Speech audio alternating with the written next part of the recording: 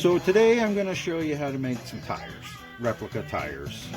What I didn't record was cutting the tires out themselves. Just some circles. This is cut with a Diablo 3.5-inch hole saw, and then on the inside here it's with a 2-inch Diablo hole saw.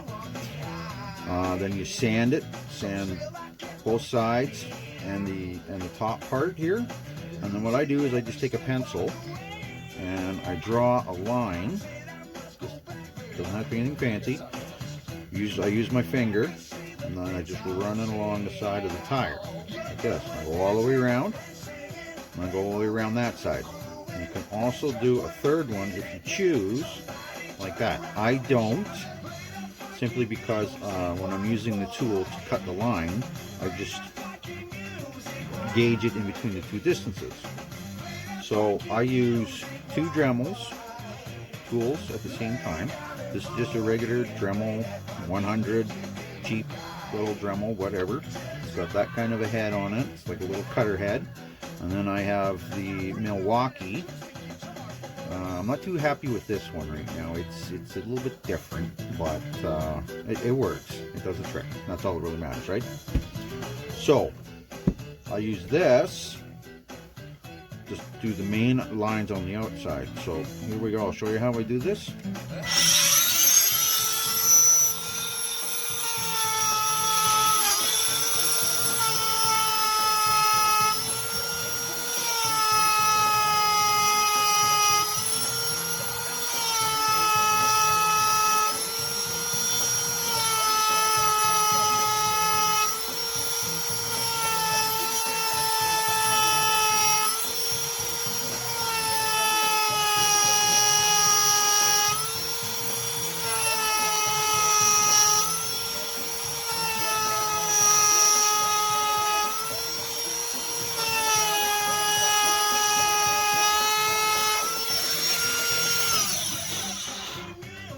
Okay, so there's one line. Now as you see, I use my thumb against here to stop it from going other places. And that's how you get this nice clean line that goes all the way around. So I'm going to carry on, do these other two lines, and we'll go from there.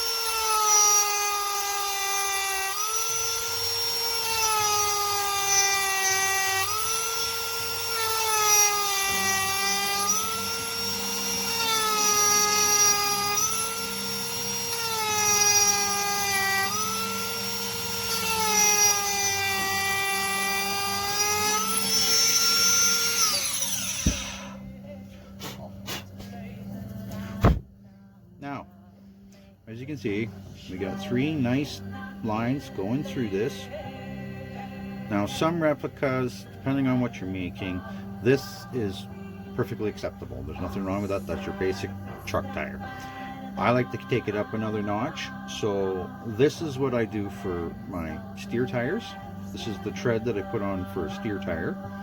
As you can see, they're all angled. There's 4 different angles going on here. This is a drive tire, so pretty close to the same. There's not a lot of difference, but if you look closely, these lines in the center here are alternating, and then these lines here are going straight across. Then I have the trailer tires. Again, pretty much the same, but again a little bit differently. So we got the 2 straight lines. The center, these 2 right here in the center, are on an angle, but they're exactly even as they go all the way down the tire. So This is your basic design. You take this and do whatever you want from it.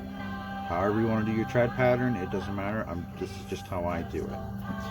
Then of course you also need a rim. So I have a few different types that I do. This would be a steer tire rim. You don't want much of a lip going on there for the steer tire because you want it fairly flush with this when you put it onto your replica.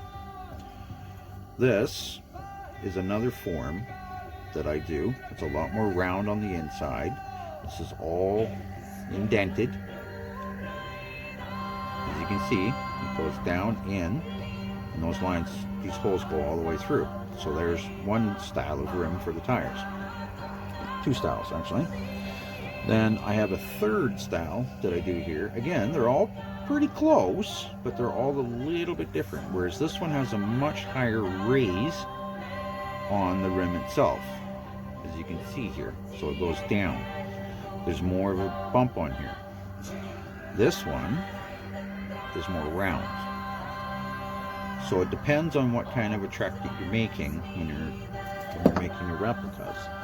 This one is more of a off-road style, so like your tank trucks or your pressure trucks, bed trucks, whatever. That's what that guy would be. This guy is more like a highway truck. It's a little more flashy, it's fancier. I didn't record making these guys, but it's pretty straightforward. This is basswood, 2-inch basswood, and then again I use my Diablo 2-inch hole saw to cut this out.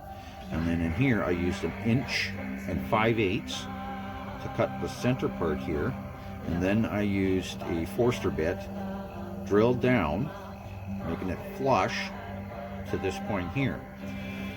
Then I took my drill press and I just drilled 8 holes. These are 5/16 holes through here, and then I used my Dremel again with a round bit and a grinder bit.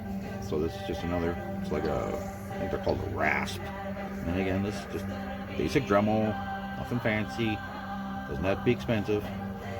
And then you just go in there and you just, one after the other, just round it through. As you're going through it, be careful not to get it onto the sides. You want to be on an angle so you're not damaging this part of your rim, because that's going to take a long time to fix. So I'll do another video here once I get all these suckers cut up, and we'll show you putting them together.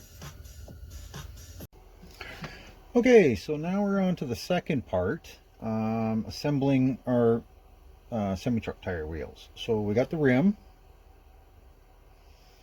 slightly sanded around the outside. We're going to do a little bit more on the spindle sander, and that will fit in between these two tires, of course. And you want to make sure that you leave a little bit of a gap in between them when it comes time to glue up. Now what I like to do is I like to make sure that my rim is a little bit bigger than the opening on my tires, so that I can ensure the snuggest fit possible. So I'm going to go ahead and get that sanding done, and I'll show you how to put this all together.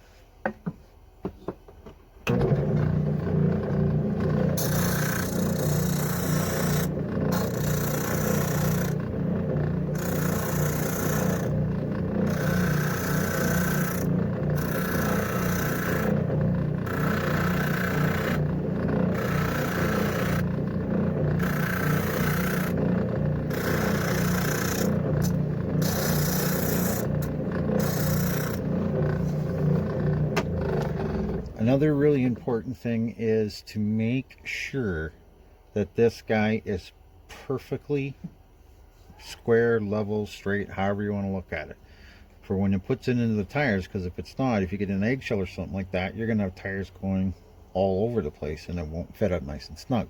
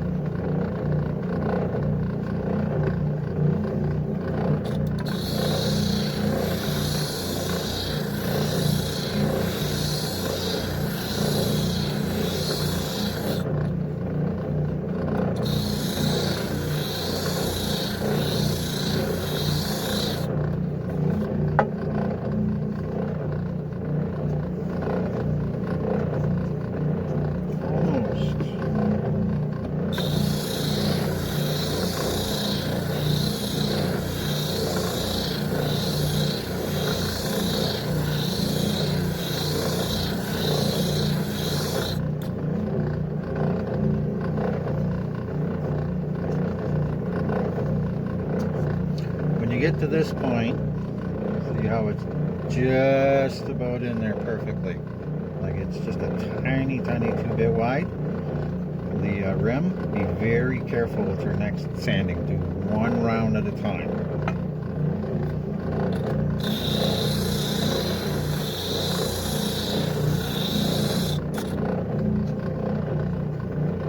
Test fit in between each sand, see? So we're just starting to get in there now perfectly. That's a little bit too snug, so we need just a tiny bit more.